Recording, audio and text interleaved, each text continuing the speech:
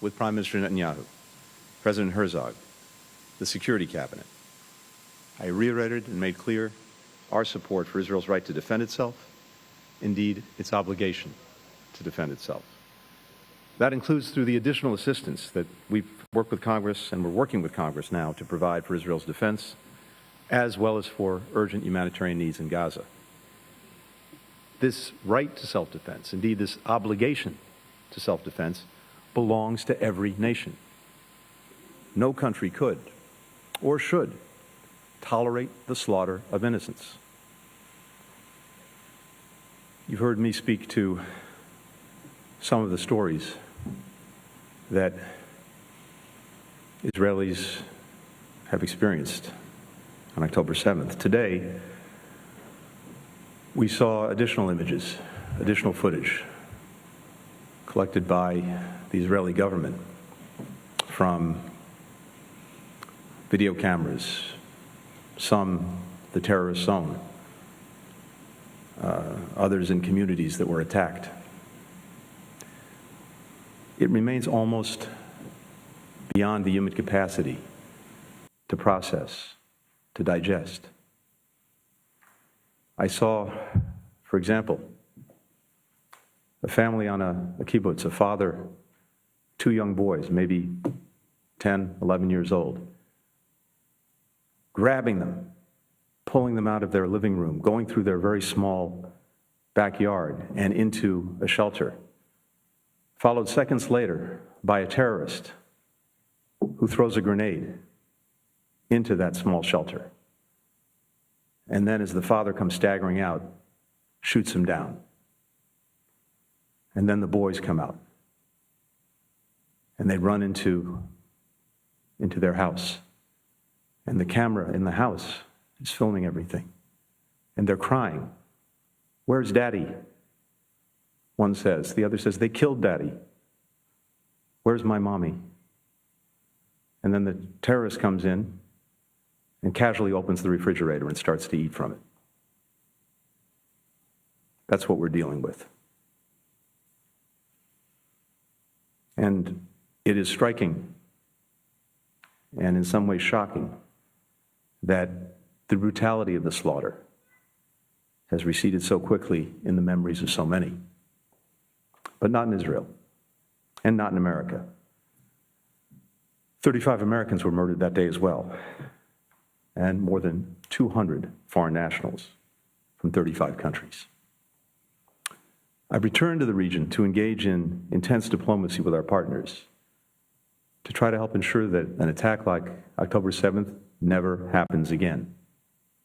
And in doing so, that we forge a different future, a very different future for Israelis and Palestinians alike. That out of this tragedy emerges a better tomorrow for both peoples and for the region. There are a number of important steps that we can, indeed we must take now to help make that possible. First, we need to continue to prevent escalation of this conflict, its spread to other areas and other theaters. The United States has, and we will continue to respond to attacks by Iran's proxies to defend our personnel in the region, personnel who are here in Iraq and in Syria to help prevent the resurgence of ISIS. We will do what is necessary to deter and, as I said, respond to any attacks. Partners throughout the Middle East and beyond have a critical role to play in averting escalation, and that will be a major focus of my conversations throughout this trip. Second, we need to do more to protect Palestinian civilians. We've been clear that as Israel conducts its campaign to defeat Hamas, how it does so matters. It matters because it's the right and lawful thing to do. It matters because failure to do so plays into the hands of Hamas and other terror groups. There will be no partners for peace if they're consumed by humanitarian catastrophe and alienated by any perceived indifference to their plight. This is what binds us as human beings. I've seen images, too, of Palestinian children, young boys and girls, pulled from the wreckage of buildings. When I see that, when I look into their eyes through the TV screen, I see my own children. How can we not? Hamas doesn't care 1 second or 1 iota for the welfare, for the well-being of the Palestinian people. It cynically and monstrously uses them as human shields, putting its commanders and command posts, its weapons and ammunition, within or beneath residential buildings, schools, mosques, hospitals.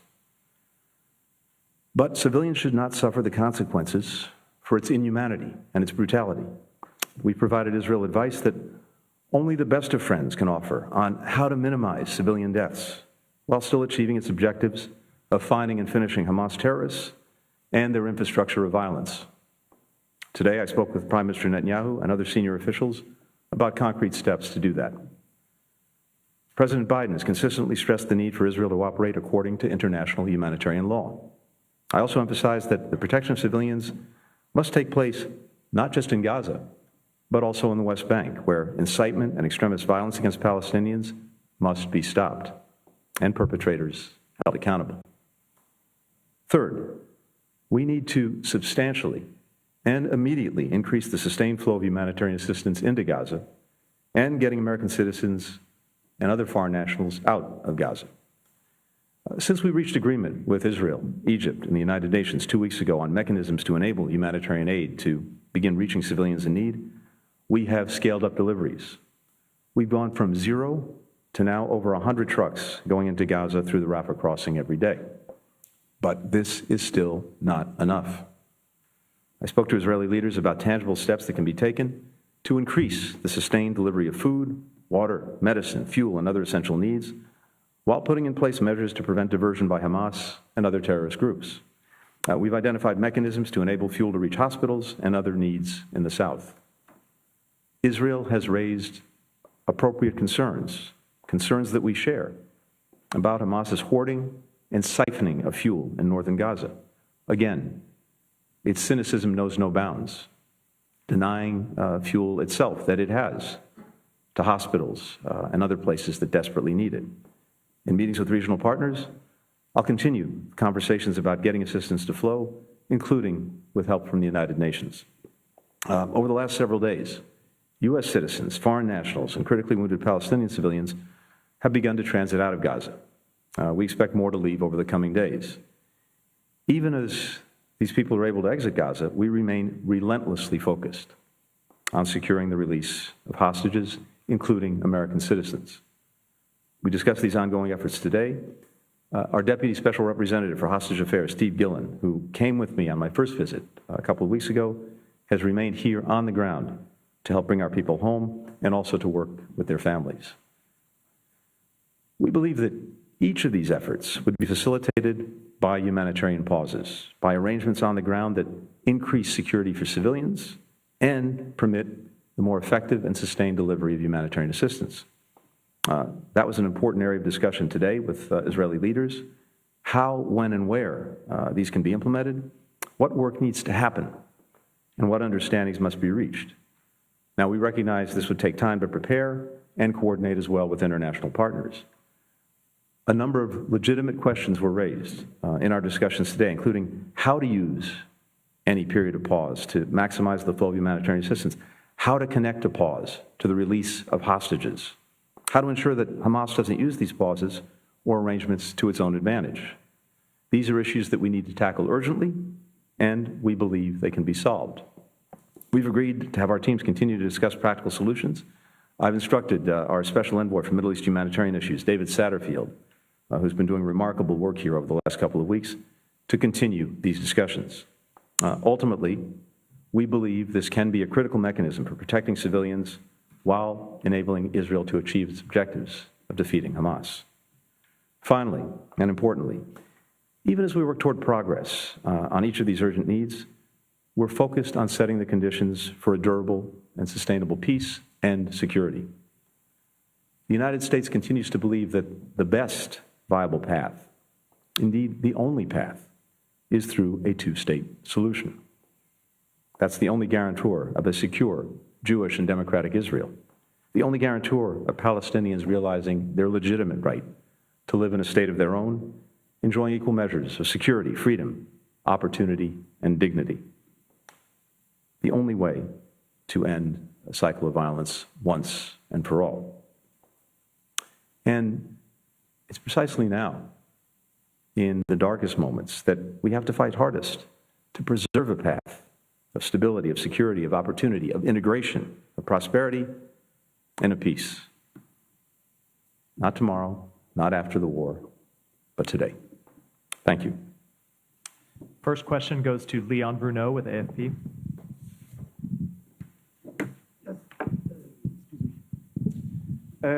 Hi, Léon Bruneau, Agence France Presse. Thank you for doing this, Mr. Secretary.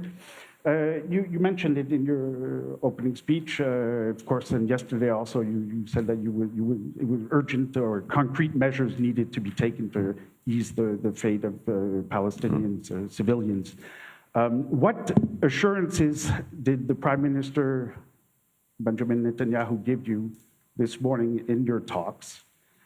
And also on the issue of humanitarian pauses that you say you have discussed, and I understand that you said you don't know where, how, and when, but could you give us a little bit more details on what you mean by that exactly? I mean, is it a stop bombings or what have you? Could you give us some details on that? And then last question, very quickly. There was a strike yesterday on AFP's office in Gaza, where we have a continued live feed since the beginning of the conflict. Apparently a missile strike, there's serious damage to our office there. I'd like your thoughts on that, please. Great, Leon, thank you very much. A few things in response. First, when it comes overall to humanitarian assistance, the Israeli government is committed to providing that assistance, or enabling that assistance, more accurately, to get to people in Gaza. And as I said, just over the last 2 weeks, we've gone from nothing getting in through the Rafah Gate to now, I think just today, over 100 trucks. And as I said, that's significant progress in the space of a couple of weeks, but it's also insufficient.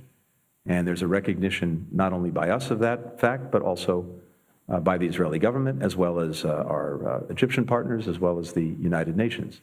So we are looking at very concrete, practical ways to widen the aperture, to significantly increase the assistance that's getting in, the food, the medicine, the water, fuel, other critical needs for people who, through no fault of their own, are in desperate need. And we had a good conversation about that today. Again, Ambassador Satterfield, who's here, is working on this every single day. But I'm confident, based on the conversations we had, that you'll see a further increase in the assistance that's getting in to people who need it. With regard to humanitarian pauses, again, we see this as a way of further facilitating the ability to get assistance in, to make sure that the resources are in place as well to absorb the assistance coming in, to make sure that it gets to the people who need it. We see it as a way also, and very importantly, of creating a better environment in which hostages can be released. And this is a very important piece. So, as I mentioned already, and I won't repeat it, there are a number of very important practical questions that go along with this that we've agreed to discuss and work on. We've agreed that our teams will continue to talk about this in the days ahead. From our perspective, this can be a critical way to advance many of the interests that I discussed earlier. I haven't seen the details about the strike, Leon, that you alluded to that hit the AFP office in Gaza. And let me just say and say again that as we stand strongly for Israel's right and obligation to defend itself, we also believe that it's vitally important how Israel does this, including with the highest regard for the protection of civilians. And that, of course, includes journalists who are doing extraordinary work under the most dangerous conditions to tell this story to the world, something that we deeply admire, deeply respect, and we want to make sure that they're protected. The next question goes to Corinne Betzalel with Channel 12. Thank you. Thank you, Secretary Blinken, for being here. Two issues. Hassan Nasrallah, the Secretary General of Hezbollah, is talking right now. If following his speech or his remark, another front will open in the north, will the U.S. actually use its firepower in the region, not only to deter, but also to destroy, target in Lebanon, or if needed, in Iran? And on the hostages, the Biden administration is asking Israel for a temporary pause, and we understand it is not a ceasefire. But do you have any guarantees, any assurances that this temporary pause will lead to hostage release? And I know you have heard the family of the hostages today outside the Kiryat base. And if, can you assure us that the United States will not hold Israel back before the main objective of this war will fulfill, which is eliminating Hamas? Thank you. Thank you. Let me take the second question first. There are no guarantees about anything. As a general proposition, and maybe even more specifically in the context of the fight against Hamas. But we are absolutely focused on getting hostages back and getting them back to their families in safety. And we believe that, among other things, a humanitarian pause could help that effort, could facilitate it. It's one of the reasons why we're focused on it. But regardless, our determination to get people back is manifested every single day in our efforts to do just that. And as I said, and said repeatedly, and as President Biden has said and said repeatedly, we stand strongly with and behind Israel in its right and obligation to defend itself, defend its people, and take the steps necessary to try to ensure that this never happens again. Nothing has changed, and that won't change. With regard to Lebanon, with regard to Hezbollah, with regard to Iran, we have been very clear from the outset that we're determined that there not be a second or third front opened in this conflict. President Biden said on day one to anyone thinking of opening a second front, taking advantage of the situation, don't. And we backed up those words, not only with work that we've done with many partners in the region to reinforce that message, but with practical deeds, including the deployment of 2 aircraft carriers battle groups to the region, including with action that we've taken, for example, against missiles coming from Yemen in the direction of Israel, shooting them down, including as well with strikes that we took in response to multiple attacks on our personnel in Iraq and Syria, who were there, as I said earlier, to try to prevent a resurgence in the region of ISIL, of Daesh. We remain absolutely determined in that effort, and I'm not going to get into hypothetical situations, but all I can say is we're committed to deterring aggression from any part, and we'll take steps necessary to deal with it. For the next question, Vivian Salama with the Wall Street Journal. Mr. Secretary, thank you, as always, for bringing us along with you and your travels. Before we left D.C., you stressed that the U.S. was discussing with Israel the current conflict, and you added, we will also be focusing on the day after. Can you talk a little bit about what that looks like? In particular, what is being done to ensure that whatever does come after doesn't spin into potentially short or long-term occupation? And also, are there discussions at all to create a multilateral force for Gaza? And if so, would the U.S. be willing to take part in something like that? Thank you. Thanks, Vivian. Here's what we know, and I think is agreed among everyone. There cannot and must not be a return to the pre-October 7th status quo. That's unacceptable. It's not tolerable for Israel. It shouldn't be acceptable or tolerable by anyone else. And that means that the idea of Hamas remaining responsible for governance, such as it was, and security, and posing an ongoing and enduring threat to Israel and its citizens is unacceptable. So that's one thing we know. We also know that Israel cannot reassume control and responsibility for Gaza. And it's important to note that Israel has made clear it has no intention or desire to do that. So within those parameters, we are and will continue to have discussions with partners throughout the region and well beyond about what should follow once Hamas is defeated. There are a number of possibilities, permutations, but it's really premature to get into any detail about that. As important is putting this into a bigger picture, a bigger vision of how we achieve enduring and lasting peace and security in the region.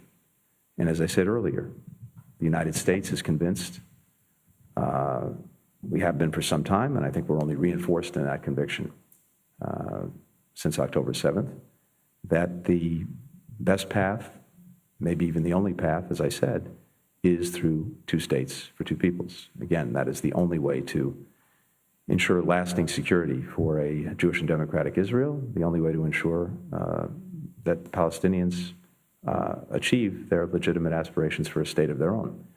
So I think it's important, as we're talking about all of this with every partner in the region, Israel, our Arab partners, and many others, as well as the broader international community, that we have that big frame in mind, and whatever we do, whatever is done, also helps to advance that. So that's how we're looking at it right now. Can I just press you, Mr. Secretary, because you're talking about the defeat of Hamas, and I'm wondering, for Hamas is not just a bunch of individuals, but probably an ideology as well, and especially with the intense bombardment that we're seeing in Gaza right now, the potential for extremism down the line is high. And so, when you say defeat Hamas, is that being factored in, and what are you doing then to address those issues as well? Yeah, Vivian, you're exactly right. This is about dealing with Hamas in terms of defeating it physically. That is making sure that it can't repeat what it did on October 7th. But it is also about defeating an idea, a perverted idea, but an idea that we have to combat with a better idea, with a better future, with a better vision for what that future can be, and demonstrating that we're committed to achieving that future, that vision. Because in the absence of that, even after Hamas, those who sing the siren song of nihilism will find open ears. So it's imperative in our judgment that not only is Hamas dealt with in a way that October 7th can never be repeated, but that we lay out a clear vision and a path to achieve that vision that gives people something to hope for, to buy into, to grab onto. And I believe that there is a broad and strong coalition throughout the region that wants to do exactly that. All of these countries are on one side of the equation. Who's on the other side of the equation? Hamas, Hezbollah, and Iran.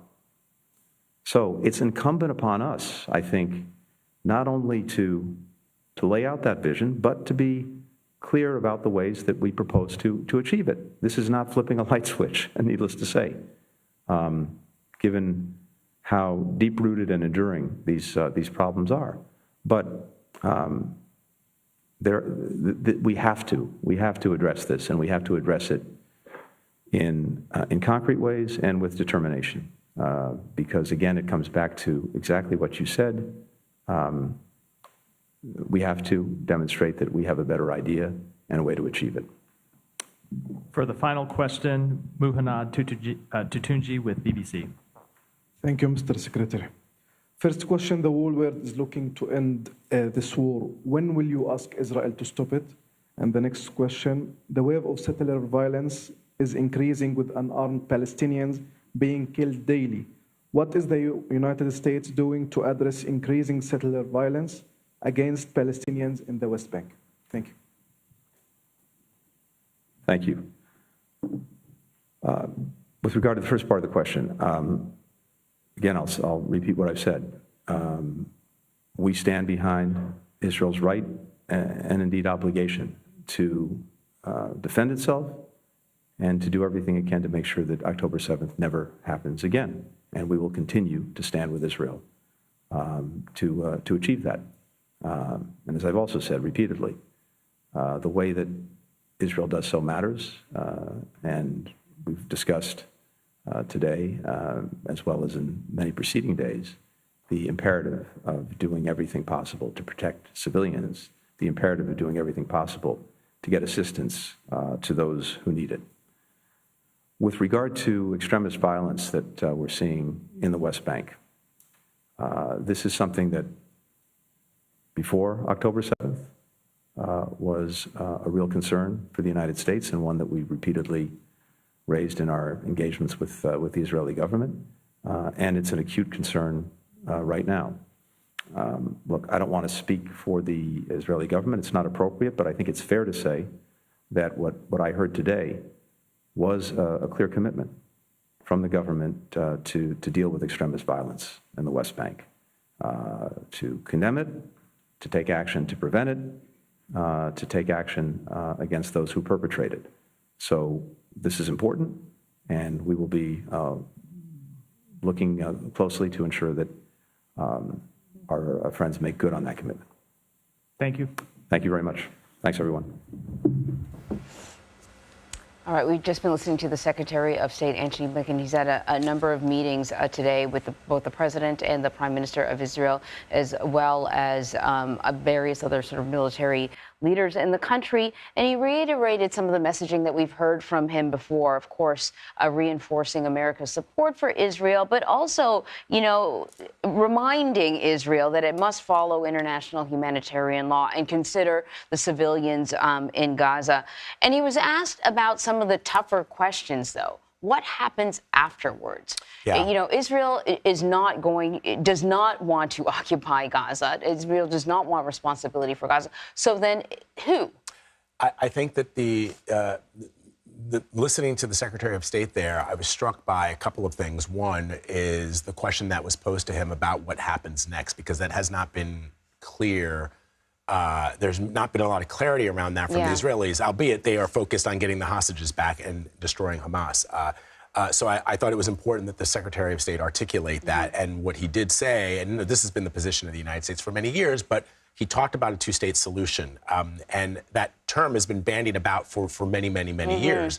But it does strike me that at this moment, it becomes an imperative. And it seems as if the United States is going to make it an imperative. The other thing that I thought was incredibly powerful, Anne-Marie, is he not only talked about the terrific massacre that happened on October 7th with Israelis, but then he talked about Palestinian children and seeing them being pulled out of the rubble. And seeing his own children. Seeing his own children and the humanity in that, which is, I think, the way people should be thinking about this as opposed to this binary approach to this really terrible thing that's happening there. And so those were important questions that were asked, even though he only took 4 questions. So we're going to have a lot more I think sort of we're going to kind of keep the ball in the air for a little bit, Vlad. I think the other kind of really important area of concern is whether or not this conflict expands beyond. Yes, he talked about containment. And because as he was speaking, the leader of Hezbollah was also speaking publicly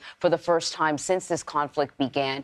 We obviously were on the air here, so I'm not sure what he said, but I'm sure we'll get some sort of readout, translation. But we've talked about it before. You know, Hezbollah, a pretty significant militia backed by Iran, and concerns about whether or not Hezbollah will want to join in the fight. And what he was asked very directly, what will the U.S. do should Hezbollah become more involved? And he kind of pivoted back into what we heard the president say, which is just don't. But that's I was kind of hoping for more details. I'm sure the journalist who asked that question was hoping for more details. What will the U.S. do should this conflict expand, which is what no one wants? No one wants to see that. He was also asked about, by a BBC reporter, about what the end game looks like. In other words, because it's not just what's happening in Gaza. There have been reports, if you saw Remy Inocencio's piece this morning on CBS Mornings, there's been violence in the West Bank between Israeli settlers and people, Palestinians living in the West Bank. And there wasn't a lot of clarity there either. Yes.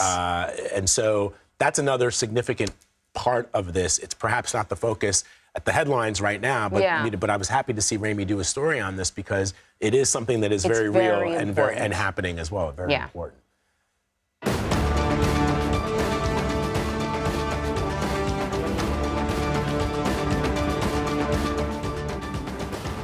It is 10 a.m. on the East Coast and 4 p.m. in Gaza, where Israeli forces say they hit a number of targets in the Palestinian territory overnight, killing another Hamas commander. Israel's military now claims its troops have surrounded Gaza City. This is a major development as the country takes aim at Hamas's military infrastructure. This comes as thousands of cross-border Gazan workers in Israel and the West Bank have been sent back to Gaza today. The Israeli Prime Minister's office says, quote, workers from Gaza who were in Israel on the day of the outbreak of the war will be returned to Gaza.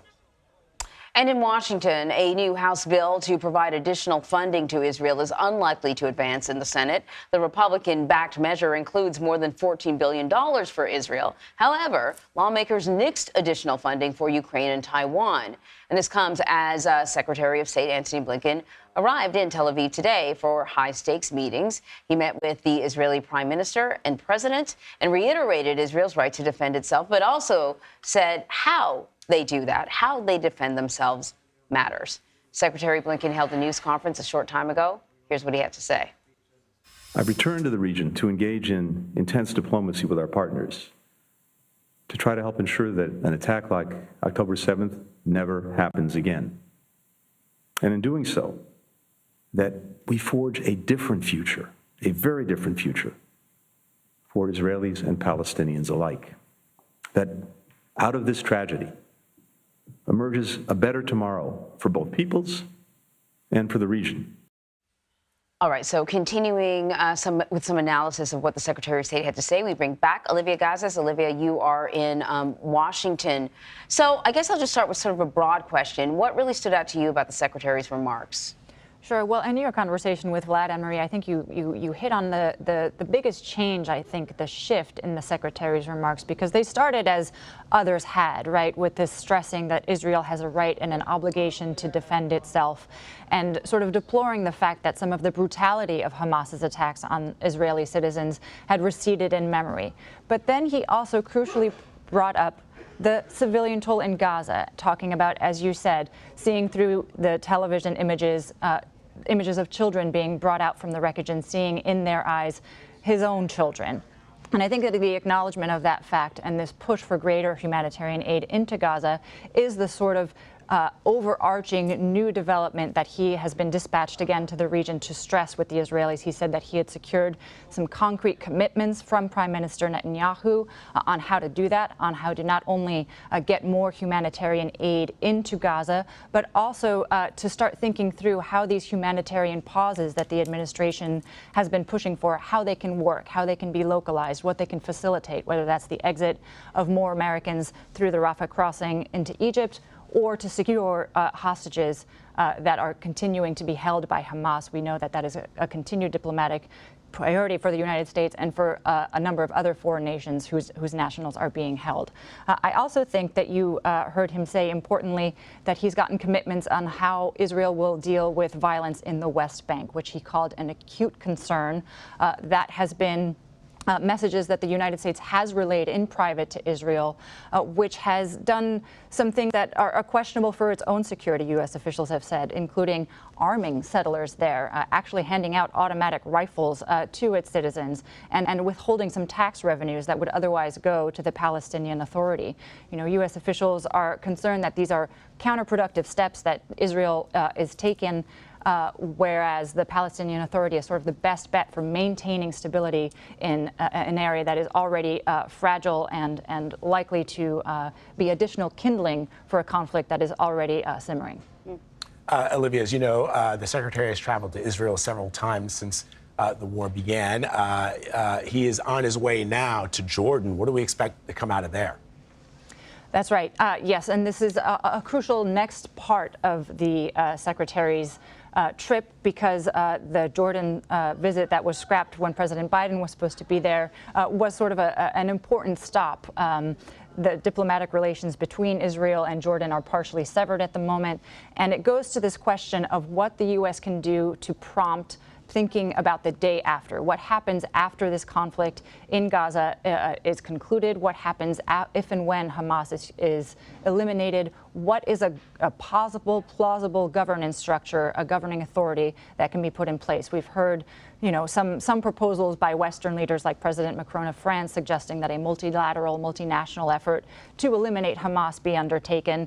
That's going to require crucial buy-in from Arab states in the region that we haven't seen materialize. I mean, it's possible that it's just too soon to make those kinds of concrete proposals. These leaders need to first signal solidarity with the Palestinian people, and so they can't, treat as a fait accompli that Israel will have sort of the upper hand here. But what everybody agrees is that the status quo that had been the case before October 7th in Gaza cannot continue, and some sort of rethought governing structure that allows the Palestinian people to live there in peace needs to be brought to bear. All right, Olivia, thank you very much. Thank you. On Capitol Hill now, the Senate was able to work around Republican Senator Tommy Tuberville's military promotions blockade to confirm 3 top officers. For 9 months now, Tuberville has been holding up military promotions in protest of a Pentagon policy that